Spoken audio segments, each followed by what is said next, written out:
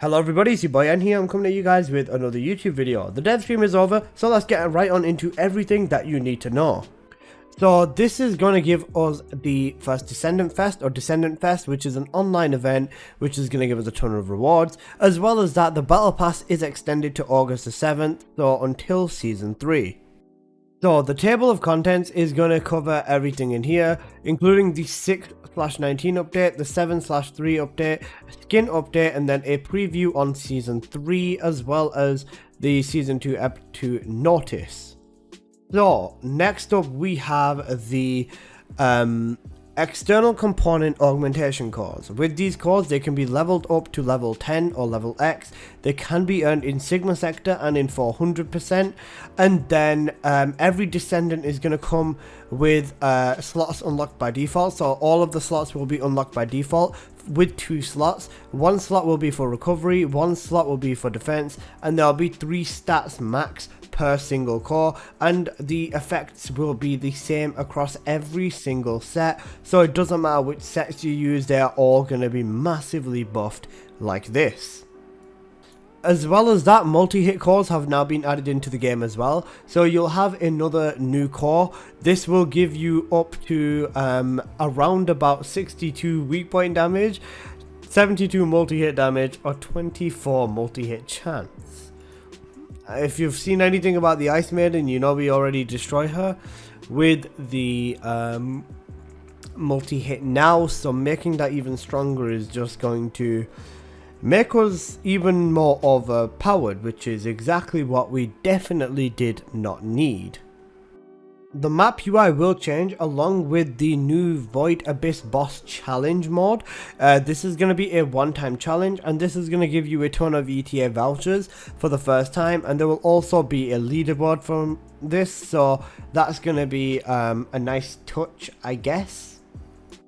As well as this, on June 19th as well, SERENA will finally have a wings toggle. You will be able to toggle some other things on other Descendants. So examples of this would be Jaber's chin strap, Sharon's jaw, stuff like that will be toggleable, so you will actually be able to change it.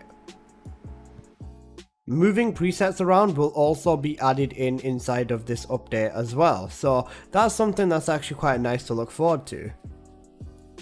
Next up, with the Void Intercept battle, so with the Colossus fights, they are going to be making the death count personalized. So let's say if you and your friend are running, you die once, the overall death count of the match doesn't go down. The pre-match countdown is obviously going to be reduced as well, and the spawn points for some maps will also be changed. I think this is good, but we have SERENA, so this is also kind of useless. But if this was to work very well, Valby could potentially make a massive comeback for bossing, but even still, we've just got SERENA, so I don't know about this one, man. Next up, we've also got some stickers into the photo mode and some new frames, so that's something that people can make their pictures funky with, I guess. Next up, for the July 3 update, this is a big update. They are reducing Purge from 30 stages down to 10 and applying rotations throughout the stages. They are also going to improve core farming and allow weapon core farming locations to be inside of 400% dungeons and also in the Sigma sector. They are also going to reduce the crafting cost and the conversion cost, so it's going to be even easier for people to farm and craft them. They are also going to balance adjust some Descendant skills. The sprint cap is going to go from 1300 up to 1600. As well as that, they mentioned that Bunny's second ability, the speed of light, is going to be buffed to basically make it easier for her to reach the maximum sprint cap. So that's quite a lot of information. Let's move on to the next bit. Next up, we have a dog fursuit skin, so you can dress up as your companion for anyone who's into that sort of stuff, and some new bikini skins. So this is Bunny on screen, but let me show you the rest of the bikini skins first. So these are all the Descendants with their newer bikini swimsuit skins.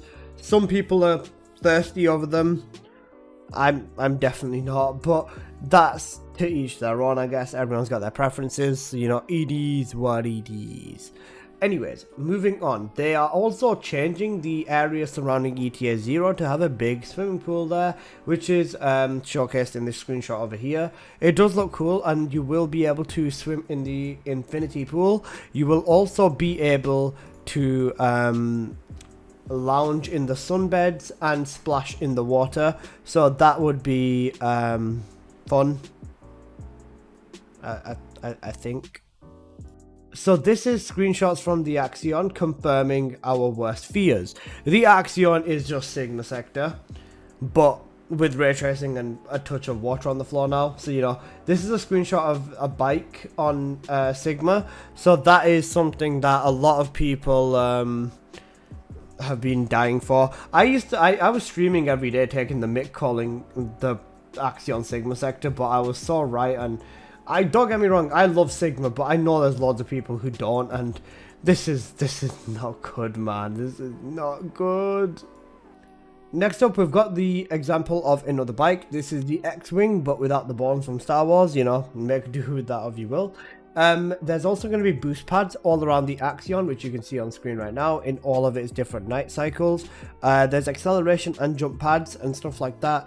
Each bike's going to have its own design, and this is just an example of the Axion. Now, this is what it will look like in a normal day, and then this is what it is going to look like when the Omen has built up enough to spawn the Wall Crasher. So essentially, it's basically Plains of Eidolon, except triple Hydralisks and stuff like that. There'll also be Gravewalker and Executioner type Colossi walking around everywhere, and this will be an 8-player fight.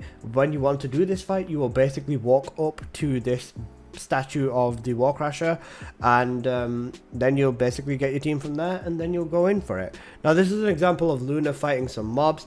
This is just general mobs. They're kind of like zombies. If you kill one, the resistance will increase on its other ones. This is another way to stop them. So to stop them, you're going to want to put your balls in this flashlight, and you're going to want to kill it, and basically just kill that to stop them from spawning. There's also these mobs over here which you can shoot down the ships with, and you'll basically get some rewards for that, they said. And it's essentially just like the falling Grenier out of the plains of. So this is the Spiker. It's a mini boss that can spawn in at a random interval, which can jump you in missions, so on and so forth. He looks quite cool, I guess, just like a xenomorph mixed with second form Freezer.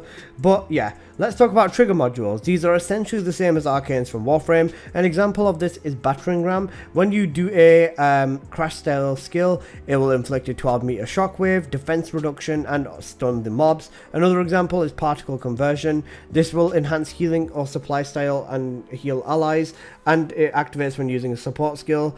And it can also function and shoot like turrets or beams at mobs. So basically, everyone has Jaber turrets. GG's.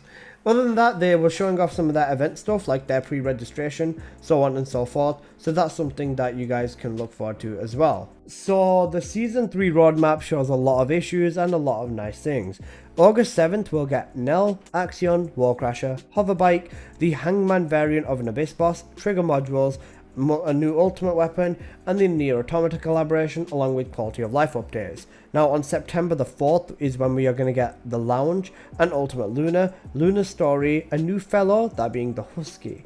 On October the 1st is when we're going to get our first swords, so swords are not going to come until then, along with a new intercept battle, and that's going to be a Molten Fortress variant. In November, we're going to get Season 3 Episode 2, a new dungeon, a new Descendant, Ancestor modules, one-to-one module trading, and a new collab, so a new collab, yeah. And then December, we're going to get a new dungeon, Ultimate Eugen Story, and a Deathstalker Abyss boss as well.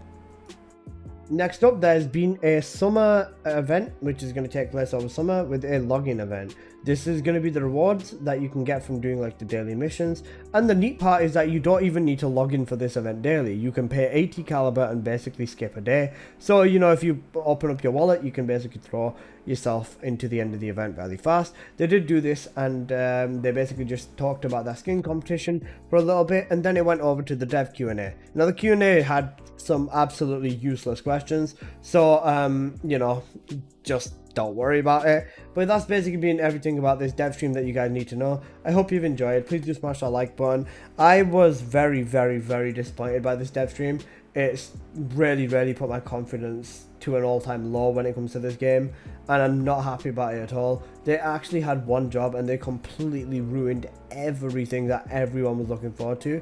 Not even just the fact that we didn't get any gameplay, the fact that they showed us screenshots and basically confirmed our worst fears that this is just half-assed as it seems, was something that really didn't sit right with me. I'm too tired to rant because it's 6 o'clock in the morning and I've not slept, so if I'm gonna rant, it's gonna be in another video. So yeah, I'll see you guys in the next one. Peace.